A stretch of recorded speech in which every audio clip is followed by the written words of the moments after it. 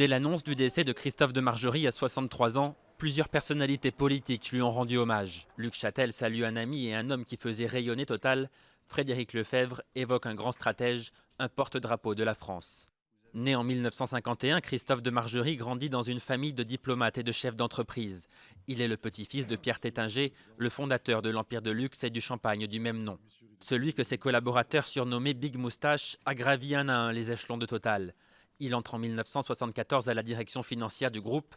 Il aime alors raconter qu'il a choisi le géant pétrolier uniquement parce que l'entreprise est proche de chez lui. En 1995, il est nommé au poste de directeur pour le Moyen-Orient. Christophe de Margerie prend ensuite la direction générale du groupe en 2007, avant d'en devenir le PDG 3 ans plus tard.